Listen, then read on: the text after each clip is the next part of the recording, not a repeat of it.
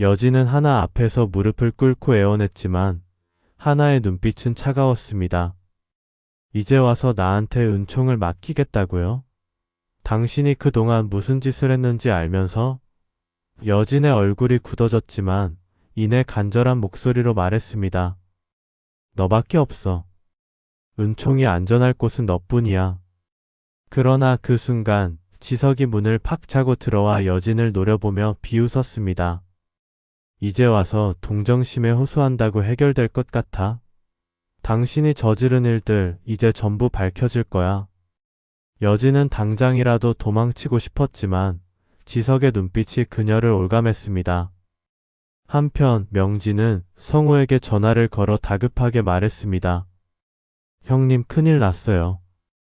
여진이 우리 대화를 도청했어요. 우리가 지석한테 붙으려는 것도 알았을 거예요. 성우의 표정이 일그러졌습니다. 그럼 이제 우린 둘 중 하나야.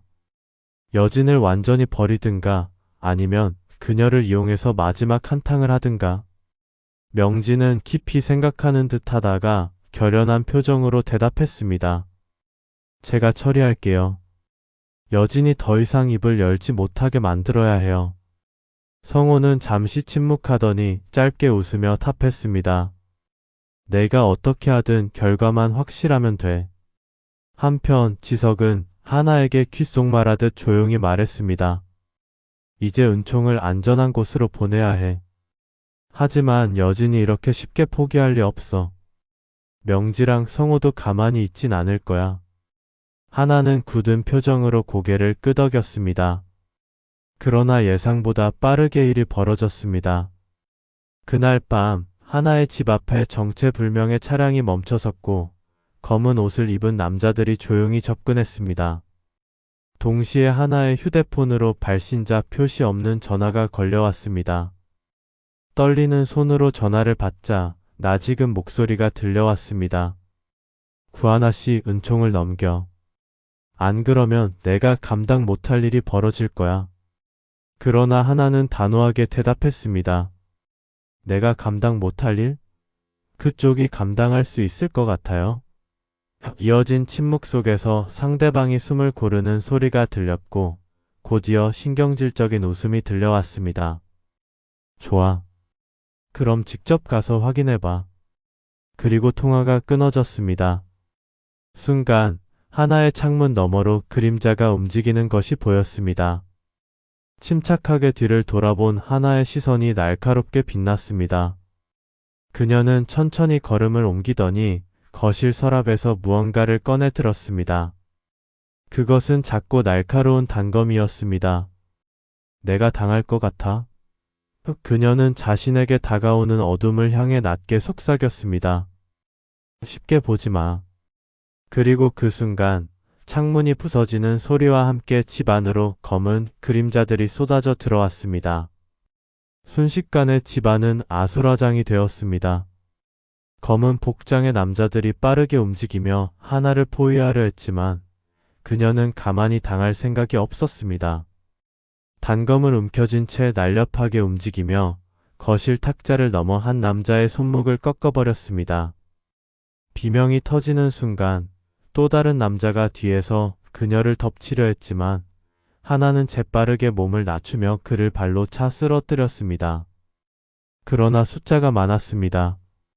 하나가 연이어 공격을 막아내고 있을 때 문이 벌컥 열리며 지석이 뛰어들어왔습니다. 구하나. 그의 목소리에 순간적으로 시선이 흔들리는 사이 누군가 그녀의 팔을 붙잡았습니다. 곧이어 거칠게 머리채가 잡히며 땅에 내동댕이 쳐졌습니다. 남자들 중 하나가 지식인 듯 웃으며 중얼거렸습니다. 역시 여자 따위 혼자선 안 되지. 그러나 그가 말을 마치기도 전에 총성이 울렸습니다. 탁! 소리와 함께 그 남자의 손에서 칼이 떨어졌습니다. 놀라 눈을 돌린 남자들은 입구에 서 있는 지석을 발견했습니다. 그의 손에는 차가운 총구가 빛나고 있었습니다. 누가 더 안 될까? 다시 말해볼래? 지석의 목소리는 싸늘했습니다. 순간 분위기가 얼어붙었고 남자들은 서로 눈짓하며 조용히 물러났습니다. 하지만 그때였습니다. 어디선가 또 다른 총성이 울렸습니다. 지석이 순간적으로 하나를 감싸 안으며 몸을 피했지만 벽에 박힌 총알이 심상치 않은 기세로 날아온 방향을 암시하고 있었습니다. 아직 끝난 게 아니야. 익숙한 목소리가 들려왔습니다. 어둠 속에서 누군가 천천히 걸어 나왔습니다. 명지였습니다. 그녀는 가볍게 손가락을 튕기며 조용히 웃었습니다. 이렇게 쉽게 끝날 거라고 생각했어? 그녀의 뒤에서는 성우가 모습을 드러내며 낮게 한숨을 내쉬었습니다. 난 원래 기다리는 걸 좋아하지 않아. 구하나 씨, 이제 선택할 시간이야. 그의 말에 하나는 이를 악물며 대답했습니다. 내 선택은 변함없어. 은총은 절대 넘길 수 없어. 순간 명지의 얼굴이 굳어졌습니다. 그리고 그녀의 손이 움직이자 기다리고 있던 부하들이 다시 움직이려 했습니다. 하지만 그때였습니다. 쾅! 거대한 폭발음이 울려 퍼지며 거실 유리창이 산산조각 났습니다. 동시에 한 무리의 남자들이 들이닥쳤습니다. 그들 중 선두에 선 사람은 다름 아닌 장비서였습니다. 내가 늦었나? 그가 장난스러운 목소리로 말하며 권총을 들었습니다. 그러나 그의 얼굴은 전혀 장난스럽지 않았습니다. 이제부터는 우리 차례야. 장비서의 말이 끝나기도 전에 상황이 급변했습니다.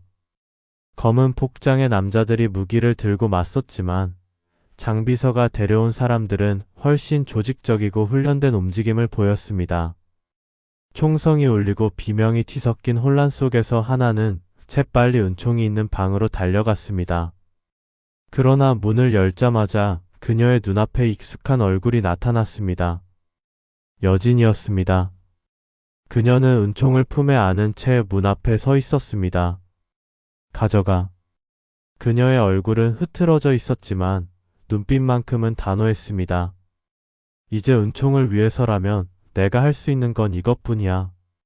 하나는 잠시 망설이다가 은총을 받아 안았습니다. 그러나 그 순간 밖에서 다시 한번 총성이 울렸습니다. 여진은 천천히 몸을 돌리려 했지만 그녀의 가슴팍에서 붉은 피가 번지고 있었습니다. 그녀는 순간적으로 눈을 크게 뜨며 휘청였습니다. 이제야 끝이네. 마지막 한마디를 남긴 채 그녀의 몸이 천천히 무너져 내렸습니다.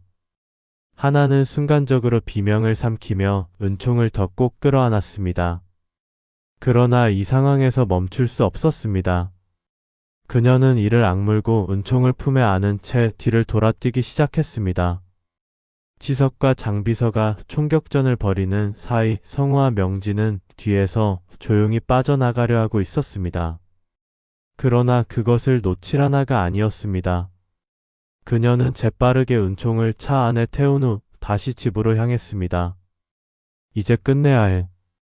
그녀의 눈빛은 흔들림 없이 단단했습니다. 이제 마지막 승부를 걸 때였습니다. 이 뒤에 이어질 내용은 구독과 알림 설정을 통해 확인해 주세요. 좋아요는 드라마 영상 제작에 큰 힘이 됩니다.